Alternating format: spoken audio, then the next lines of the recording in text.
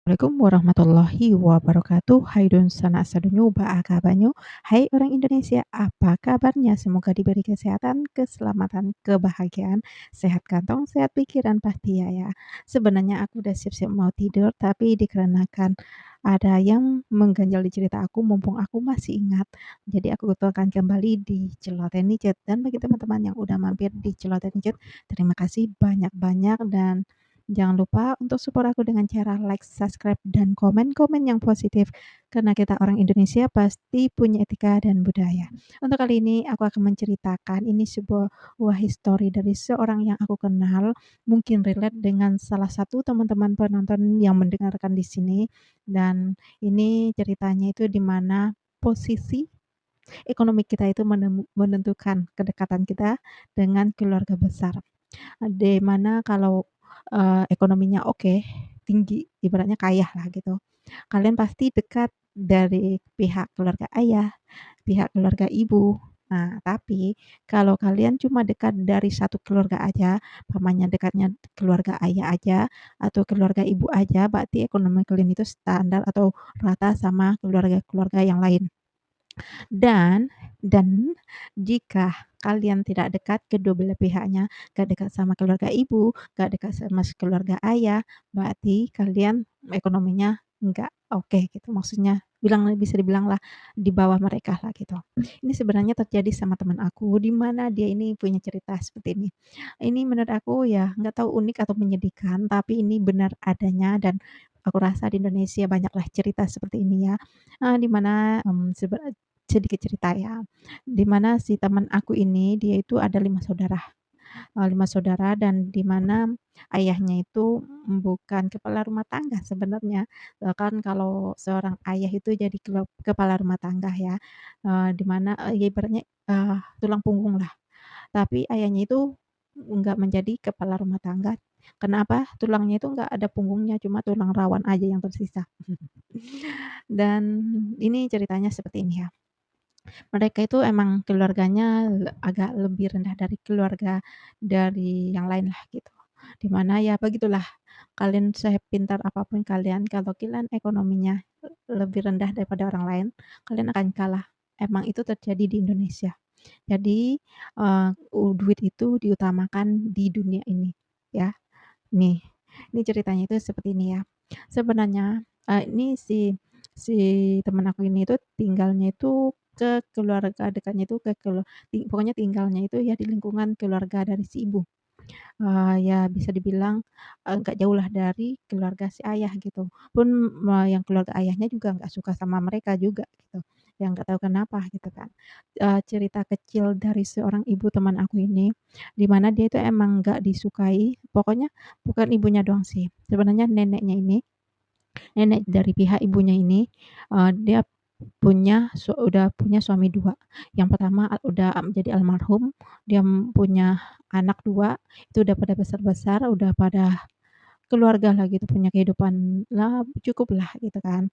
Dan si yang kedua ini dia menghasilkan punya anak 5 5 di mana ibu dari teman aku ini anak pertama yang jadi ya yang paling tua lah. Di mana nasibnya itu sangat berbedanya kayak gini, dia itu ditinggalkan sama ayahnya meninggal di usia mereka masih kecil-kecil, di mana harus dituntut mereka itu berjuang berhidup sendiri gitu. Sedangkan si neneknya ini dia nggak peduli dengan hidup mereka ini gitu. Ya pokoknya merekalah berjuang sendiri gitu. Di mana ibu teman aku itu dia nggak apa namanya, nggak lulus sekolah, nggak lulus SD aja. Dia katanya orang pintar, tapi karena yang satu lagi nggak ada yang mendukung dia, jadi ya dia memutuskan untuk mencari makanlah gitu buat adik-adiknya gitu kan. Jadi adiknya itu punya kehidupan yang layak. Oh ya, sebenarnya si teman aku ini, dia itu cuma waktu dia lahir itu maksudnya dia lahir di dunia ini, dia itu cuma lihat satu nenek dari pihak ibunya aja, 2 kakeknya itu udah meninggal gitu, maksudnya dari pihak ibu dan dari pihak si ayah itu nggak ada, dua-duanya udah almarhum gitu. Jadi, ya untungnya dia nggak marah sama kakeknya dari pihak ayahnya dan, karena mereka nggak kenal gitu. Ya taunya ya nggak ada hal yang buruk jugalah gitu kan. Dan si dia taunya si neneknya ini dia nggak suka sama neneknya ini karena neneknya yang tersisa ini, emang nggak ada rasa sayangnya gitu, terutama sama ibunya gitu. Sebenarnya dia itu nggak sayang sama anak dari almarhum suaminya yang kedua ini, nggak ada yang sayang gitu.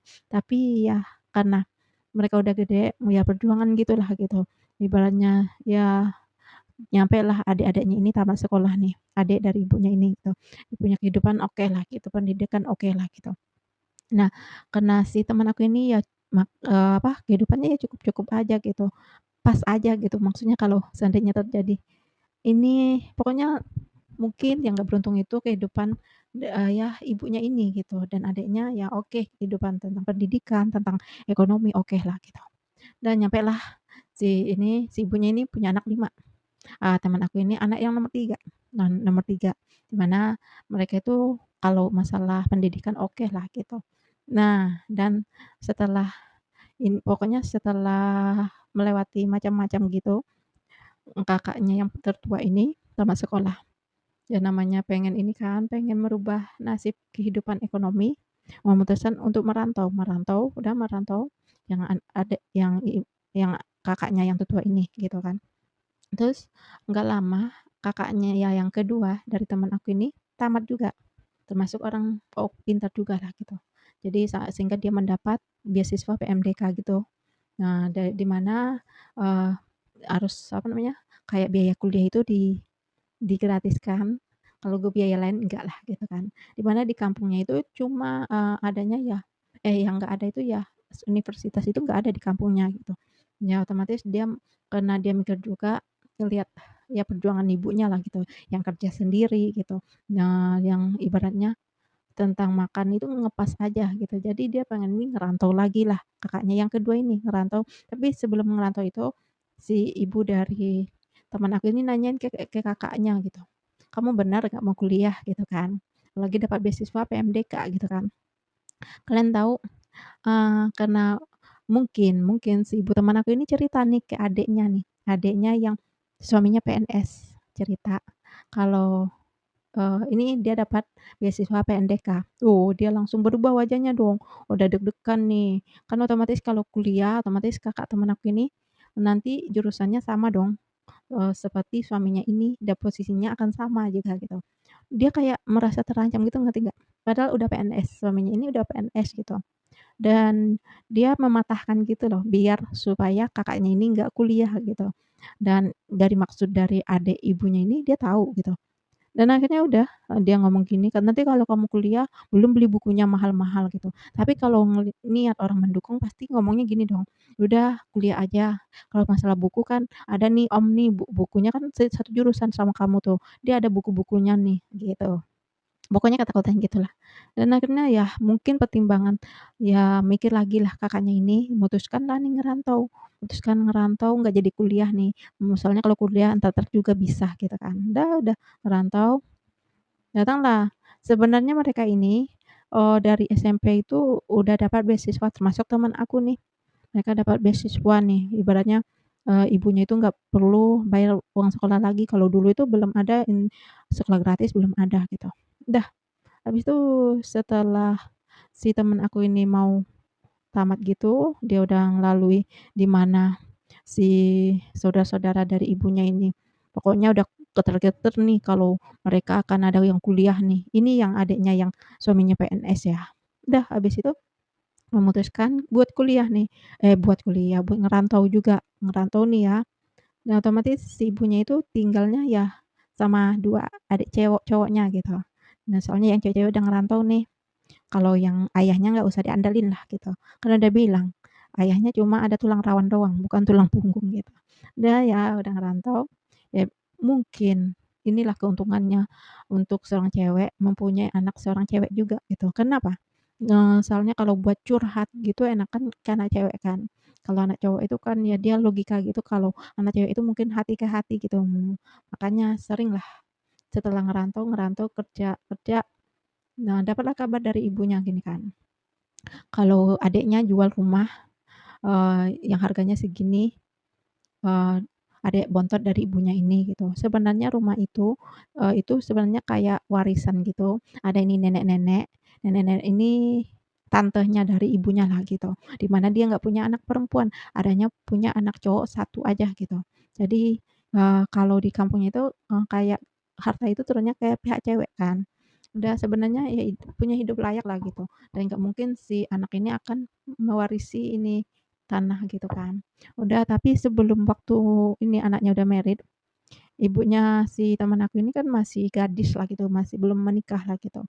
Dan, sampailah ngomong begini, "Ini nanti buat kamu, tapi kamu harus apa namanya, jaga gitu dia," gitu kan. Itu udah ada di perjanjian mereka berdua gitu. Ya, ibunya teman aku ya jaga sampai meninggal gitu dijaga gitu. Pokoknya udah ada janji begitulah gitu. Dijaga ya sepenuh hati lah gitu, dijaga lah gitu sampai kami kami katanya yang udah, sekolah-sekolah ya pokoknya SMP apa gitu katanya, meninggallah dia nih, meninggallah si nenek yang nggak punya anak cewek ini. Ah, setelah meninggal, si ibunya yang dijanjiin dari awal dapat rumah ini, rumah yang ditempati si nenek yang dia jaga ini, nggak dapet nggak jadi dapet rumah itu. Jadi kayak nggak ada gitu, maksudnya, "Lu nggak ada hak-hak lu di sini," gitu. Padahal kalau diperjuangkan ada, karena si ibu teman aku ini ya namanya orang ekonominya pas-pasan doang kan, ya nggak inilah gitu, nggak dapat gitu. Dan akhirnya nggak tahu kenapa, akhirnya si yang pokoknya, rumah itu pokoknya tempatnya strategis di pinggir jalan gitu, itu dia beli beli. Jadi adanya yang bontot ini dapetin rumah yang tadinya dijanjiin sama ibu teman aku ini gitu. Dan ya beli, udah dapat si akhirnya nggak tahu kenapa, pokoknya kayak ada sengketa gitulah, akhirnya dijual nih, dijual si adik yang paling bungsu dari ibunya teman aku ini memutuskan untuk jual. Eee ya ibaratnya temen aku itu sanggup untuk mengganti itu itu rumah gitu kan. Tapi lagi nih, yang adik dari ibunya yang suaminya PNS ini kuatir kalau si, mereka ini punya rumah di pinggir jalan gitu. Pasti kalau pulang bawa mobil ada parkiran, pokoknya mereka nggak suka gitu. Akhirnya dibujuklah si bontot ini untuk menjual rumah yang tadi itu ke orang lain gitu. Akhirnya dijual, di mana ibunya itu menceritakan mereka itu sambil yang adiknya paling bontot sama adiknya yang nomor 3 berarti ya? Ya yang nomor nomor 3 itu nemanin nih yang nomor 3 ini suaminya yang PNS ya, nemanin nih. Kebetulan yang beli itu tetangga persis di rumahnya si teman aku, itu bagian belakangnya lah gitu, di mana itu posisi rumahnya itu nggak pinggir jalan gitu, cuma bisa dilalui sama motor doang gitu, mobil enggak lah gitu, kayak jalan kecil gitulah gitu. Udah dijual situ harganya sangat murah. Sangat murah gitu. Pokoknya si yang adiknya yang suaminya PNS itu nggak pengen dari, apa namanya, keluarga dari si ibunya teman aku ini punya kehidupan yang lebih gitu. Itu irihnya segitu banget gitu. Pokoknya nggak pengen, mmm, lebih kaya dari dia gitu kan. Udah dicerita gitu, udah ini ya gimana ya, ya namanya diceritain ke, anaknya kan di perantauan cewek-cewek. Ya temen aku ya kesel lah sama kakaknya gitu, kesel gitu sama keluarganya si ibunya ini gitu. Dulu itu sebenarnya sering, hal kezoliman itu dilakukan sama adiknya gitu. Ya namanya ini katanya gitu, kita nggak bisa memutuskan silaturahmi antara adik kandung dan kakak kandung gitu. Memang iya juga, bener gitu. Soalnya kenapa, terkadang anak itu ya marahnya karena itu dia lihat ibunya itu dizolimi selalu sama adik-adiknya, di mana adik-adiknya ini ya ada turut andil lah membesarkan dia bukan. Oh, besar itu kan setiap pertumbuhan bukan gitu. Soalnya dari kecilnya ibunya itu emang banting tulang, maksudnya cari makan gitu ya buat adik-adiknya juga gitu, bukan buat dia sendiri gitu. Mungkin kalau ibunya egois dari kecilnya, pasti ibunya itu pasti dapatnya orang yang pokoknya orang kaya lah gitu ya. Udah, pas itu ya keselnya sebenarnya udah sering sih gitu, udah sering ngelarang ibunya, "Udah nggak usah dibantu lagi," gitu kan. Tapi nggak bisa, kita nggak bisa melarang, maksudnya memutus silaturahmi kakak dan adik. Berjuang bukan berarti harus punya uang, berjuang biar kita juga tidak terbuang, oke? Buat teman-teman yang lagi berjuang, semoga kalian punya hidup yang lebih layak lagi, lebih baik lagi, ya kalau bisa kaya raya ya. Terima kasih banyak-banyak dan sampai jumpa di next video, bye-bye.